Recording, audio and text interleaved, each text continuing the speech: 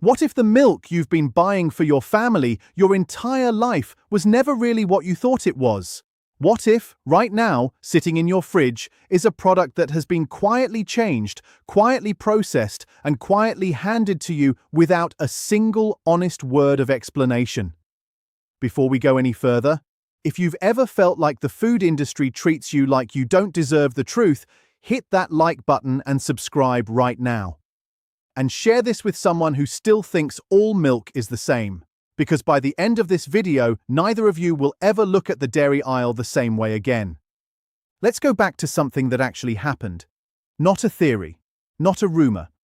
A real event that the mainstream food conversation almost completely ignored.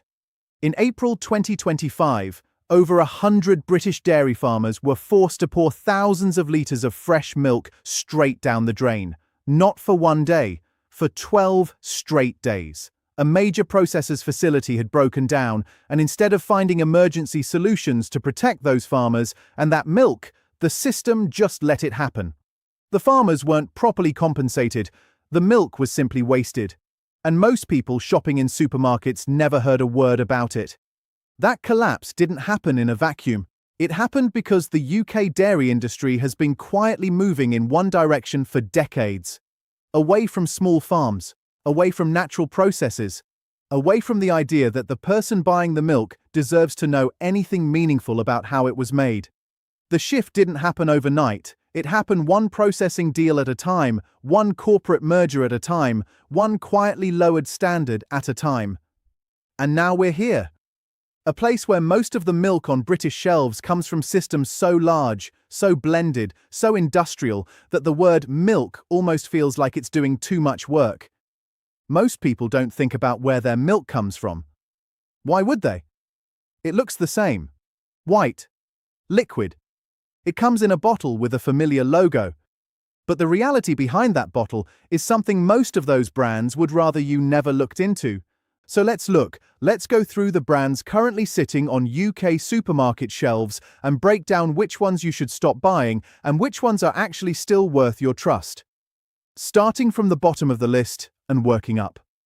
The first brand to talk about is Aldi Everyday Essentials Milk. And the name is almost accidentally honest. It is exactly what it says. Everyday. Essentials. Nothing more. The price is low, the label is plain, and if you're just grabbing something quickly, it seems like the sensible choice. But the moment you look at the supply chain behind it, that simplicity disappears completely. Aldi's budget milk is sourced from massive networks that span the UK and parts of the EU. Milk from dozens, sometimes hundreds of different farms gets collected, blended together, and processed before it ever reaches a bottle. Once that blending happens, any connection to a specific farm is gone. You cannot find out where the cows were. You cannot find out what they ate. You cannot find out whether they ever set foot on a field. All you know is that the liquid inside met the minimum legal requirements to be sold as milk. The farms supplying this range tend to run high-yield indoor systems. These are operations built around output.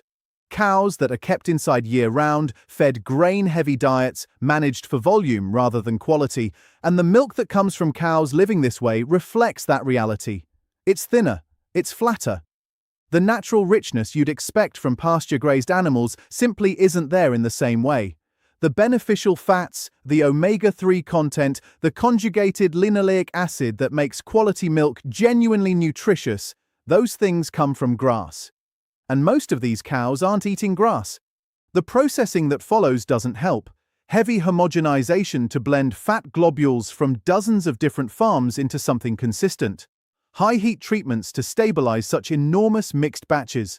The result is technically milk, but it's milk that has been pushed and processed until any natural variation has been ironed out completely.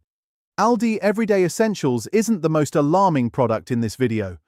But it's a clear example of what happens when milk becomes a supply chain problem instead of a food. Next is Arla Standard Fresh Milk. Arla is enormous. They're one of the largest dairy processors in Europe, supplying a huge portion of the UK's supermarket milk through their own brand and through many own-label ranges. And that scale is genuinely the problem. Arla pulls milk from thousands of farms across the UK, Denmark, Sweden, and Germany, All of that milk gets transported, blended, and processed together in massive industrial batches.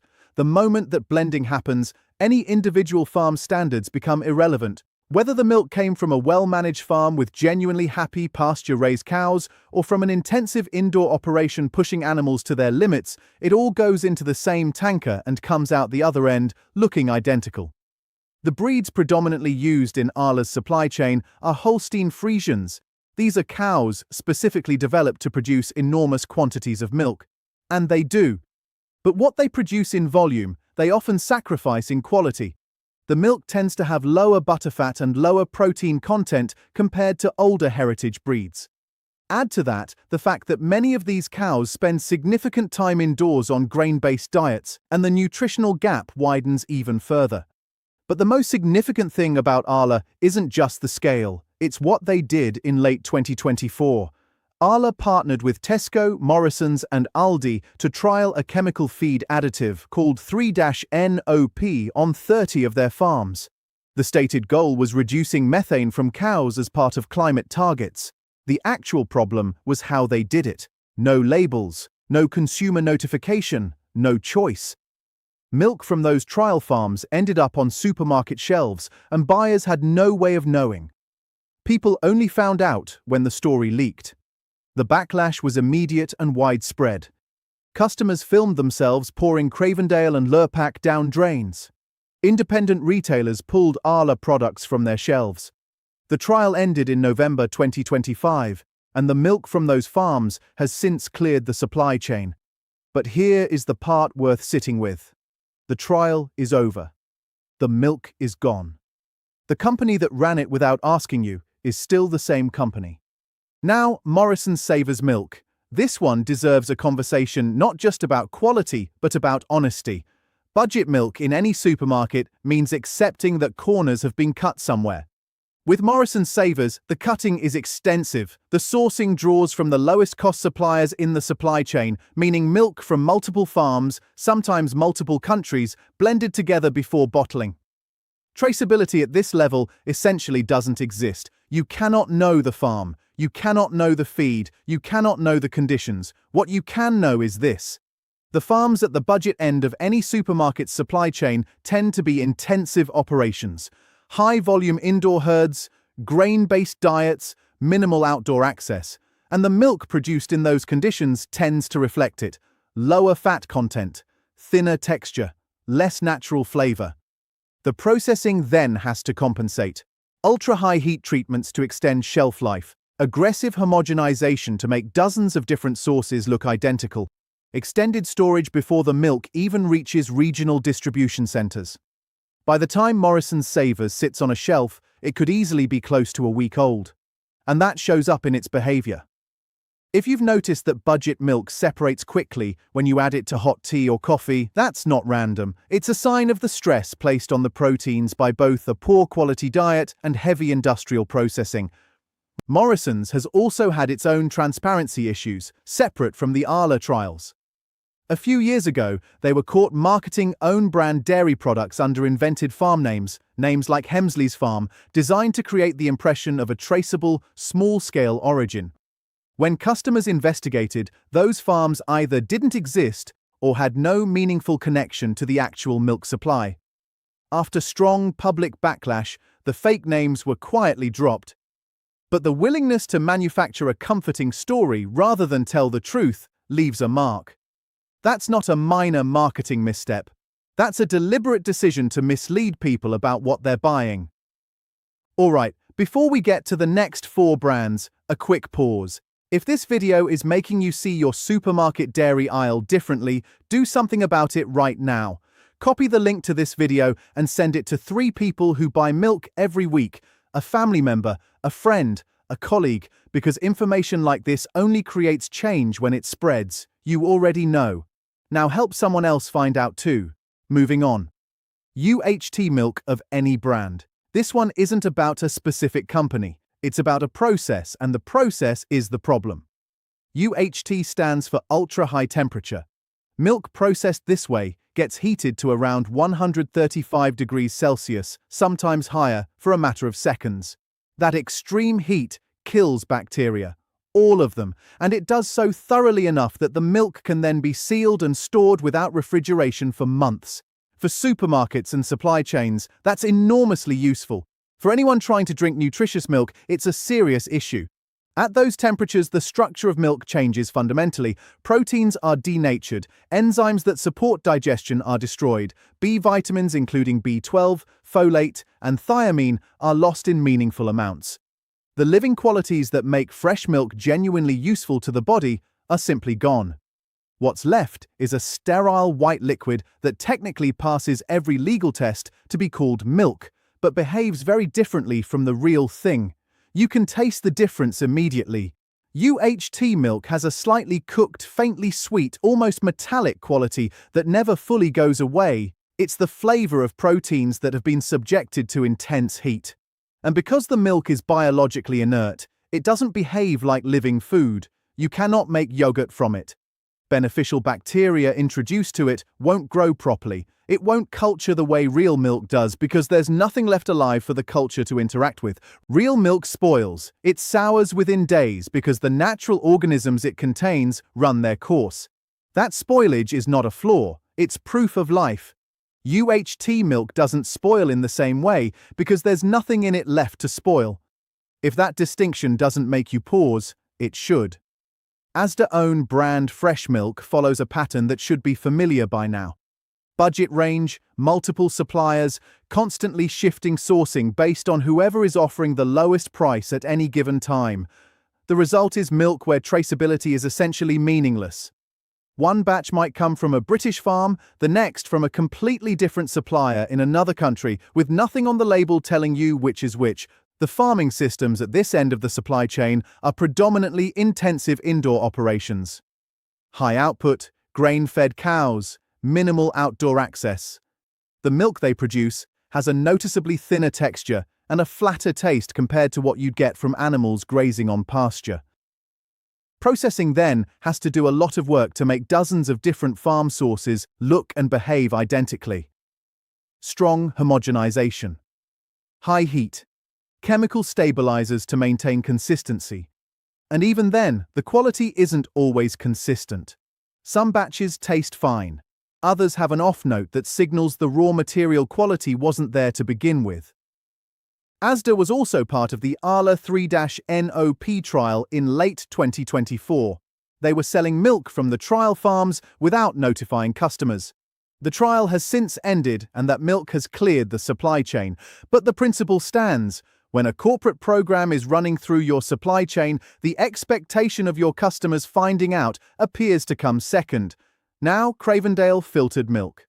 This one deserves particular attention because it's built on a very effective piece of marketing. The packaging is premium, the price is almost double standard milk, and the whole brand identity rests on the idea of purity. Ceramic filtration.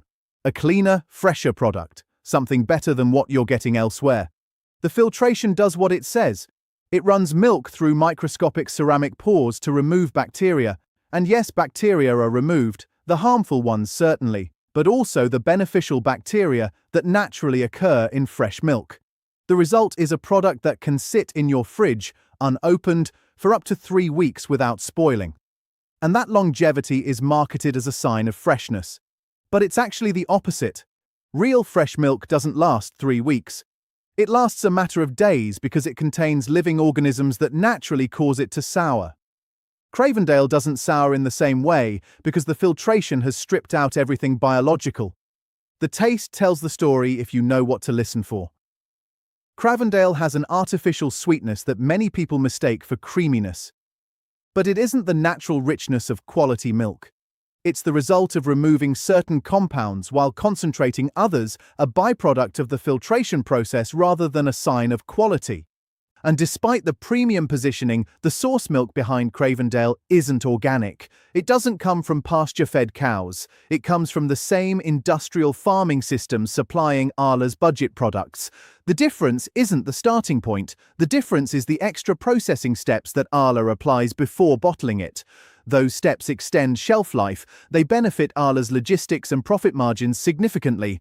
They do nothing meaningful for the person drinking it. Cravendale is also an Arla brand, which means it was part of the same corporate structure that ran those 3 NOP trials. The trial is over, but paying premium prices for a product from a company that chose corporate targets over consumer consent is something worth knowing about.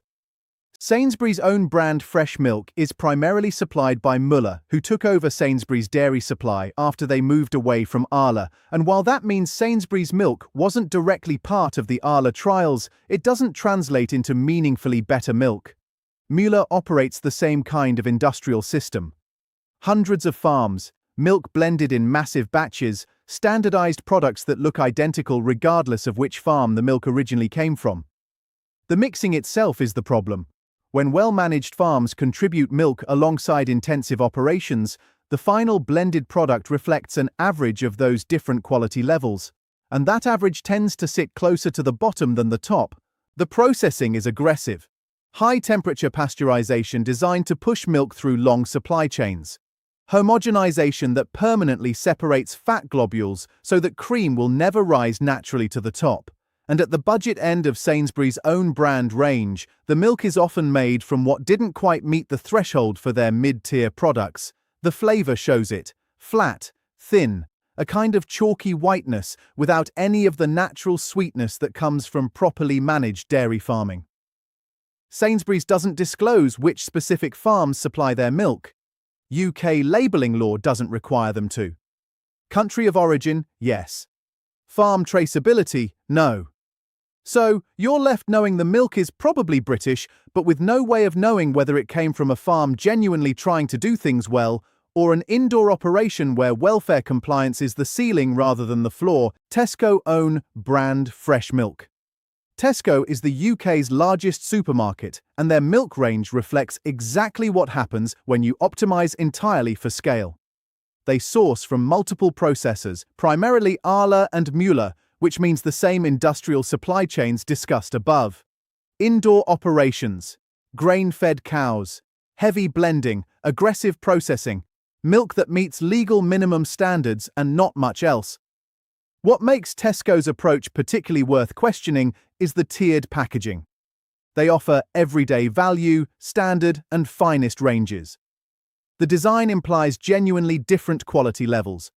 But in practice, much of this milk travels through the same processing facilities, sometimes in the same deliveries, with the primary difference being the fat percentage or the label rather than any meaningful difference in farming standards or animal welfare. There is a genuinely troubling detail that emerged from a former Tesco employee's account. Finest milk and standard milk would sometimes arrive in the same delivery from identical supply chains. The differentiation was largely marketing, not substance. You weren't paying for a better farm when you chose Finest. You were paying for the idea of a better farm. Tesco also partnered with Arla in the 3 NOP trial. They sold milk from those trial farms without informing customers about which products were affected. The trial ended. The milk moved on. But Tesco positioned itself for years as a trusted household name, part of everyday British life. Trust and secret trials are not compatible. Quietly ending something after public pressure isn't transparency. It's damage control. And finally, Müller Fresh Milk. This is the brand that tends to carry a sense of reassurance. The bottles look solid. The branding feels established. But once you look behind the label, the picture changes significantly. The April 2025 factory breakdown was only one symptom of a much deeper structural problem. Müller operates a supply network so centralized that when one processing facility fails, over 100 farmers have nowhere to send their milk for 12 days. That level of fragility doesn't happen accidentally. It's the result of building a system optimized for cost efficiency rather than resilience. And when that system breaks, it isn't the company's shareholders who absorb the loss. It's the farmers pouring their work and their income down a drain. The pay structure Müller operates tells you something important about priorities. Farmers supplying Müller have reported receiving between 33 and 35 pence per litre. The independently estimated cost of producing quality milk is closer to 37 to 40 pence per litre. That gap isn't a rounding error. It means farmers are genuinely losing money on every litre they sell. The only reason they continue is that Müller controls enough of the market that the alternatives are limited. That isn't partnership, that's structural dependency dressed up as a contract. And then there's the environmental record. Müller owns Dairy Crest, which received a fine of £1.52 million from the Environment Agency for repeated pollution violations. That fine was the largest ever issued in southwest England at the time. The violations involved dairy waste repeatedly leaking into local waterways, with warnings ignored and compliance standards consistently unmet. The fine wasn't for a one-time accident, it was for a pattern of behavior. For a company of Müller's size and profit, a fine addresses the outcome but not the culture. Müller looks premium because the branding says so, but branding and behavior are different things. The behavior here points to a company that treats farmers as expendable variables, treats compliance as a cost to be minimized, and treats the environment as someone else's problem until a regulator forces the issue. Now the part you've been waiting for, because despite everything in this list, the good news is real. Genuine quality milk still exists in Britain. It's not a myth. It's not something that died in the 70s and can only be found in nostalgic photographs. You can buy it. Some of it is even in supermarkets right now. What separates the good from the industrial isn't complicated. It comes down to three things: whether the cows are eating grass, whether the milk has been processed minimally enough to still behave like real food, and whether the company behind the brand is willing to actually tell you the truth about where it came from. Waitrose Dutchie Organic Whole Milk Unhomogenised is as close to a gold standard in supermarket milk as the UK currently offers.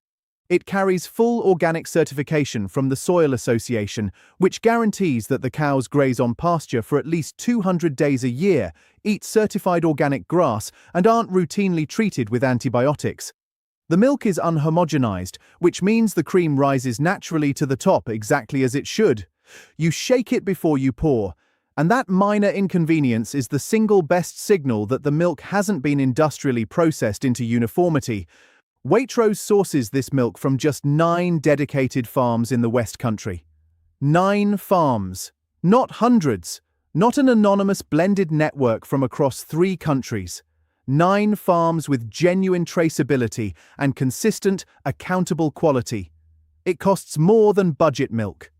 But that cost reflects farming done properly, not marketing applied generously. Graham's Jersey Gold Top unhomogenised whole milk comes from a family-owned Scottish dairy that has operated independently since 1939. That independence matters. Graham's works directly with a carefully selected network of Scottish farms, pays farmers fairly, and maintains genuine traceability throughout the supply chain. They weren't part of any experimental feed trials. They publicly confirmed this. The Jersey Gold Top is made from Jersey cows, a heritage breed that naturally produces richer milk with higher butterfat and more protein than the industrial Holstein Friesians dominating most large-scale dairy operations. Jersey cows also tend to produce a higher proportion of A2 protein, which many people find significantly easier to digest than the A1 protein more common in standard supermarket milk. The milk is unhomogenized, the cream separates, and the difference in flavor is immediately noticeable. You can find it in some Morrisons and Sainsbury's locations and more widely across Scotland. Organic herd cooperative milk operates on a model that's genuinely different from anything else on this list. It's a farmer-owned cooperative of around 300 organic farms across the UK. The farmers own the cooperative, which means they're not selling their milk to a processor that extracts profit by compressing their margins. They're working together to bring their product to market while retaining meaningful control over both quality and welfare standards. The pay structure reflects that. Organic herd farmers receive roughly 49 to 56 pence per litre, compared to the 33 to 35 pence that operations like Müller pay. That difference isn't charity. It's what it actually costs to produce high-quality organic milk when you're not systematically cutting corners. All milk is certified organic, which guarantees genuine pasture grazing and the absence of routine antibiotics and synthetic pesticides. If you see it in a retailer or farm shop, it's worth picking up. This is what dairy looks like when the people doing the work are also the people making the decisions. And one note worth adding on Yeo Valley, because it comes up often and the picture is more complicated than many people realize. Yeo Valley's yogurt is genuinely good. It's still produced at their organic farm in Somerset and is worth buying. But the milk, butter, and cheese sold under the Yeo Valley brand have been produced by Arla under license since 2018. The logo stayed the same. The supply chain didn't. If you're buying Yeo Valley milk specifically, you're buying an Arla product with a different label. Their yogurt remains the real thing, their milk is a different story. Here's where we land. The UK dairy industry has moved a very long way from the straightforward relationship between a cow, a farmer, and a family's kitchen table. Most of what sits in the supermarket dairy aisle today is the result of corporate consolidation, industrial processing, and a persistent belief that consumers either don't want to know or don't need to know what's happening behind the label. But you're watching this because you do want to know. And knowing matters. Not in an abstract sense. In a very practical one. When you choose Waitrose Dutchie or Graham's Jersey Gold Top over a budget industrial brand, you're making a direct financial argument for farming done properly. When you buy from a local dairy or a farmers' cooperative, you're taking money out of a system that treats farmers as costs to be compressed and putting it into one that treats them as the foundation everything else depends on. The industrial system relies on the assumption that convenience will always win. That price will always be the only number anyone cares about. That the distance between the supermarket shelf and the reality behind it is too large for most people to bother crossing. Every time someone proves that assumption wrong, the calculation shifts a little. And the calculation shifting, slowly, consistently, is how the standard rises. You now know more about UK dairy than the overwhelming majority of people who'll stand in the milk aisle this week. That knowledge is genuinely useful. Put it to use. Before you go, one final ask. Drop a comment below telling me which food or product you want examined next. This channel is dedicated to going behind the labels, following the supply chains, and finding out what's actually happening in the food industry. The more you engage, the more ground we can cover together. Subscribe if you haven't already, and I'll see you in the next one.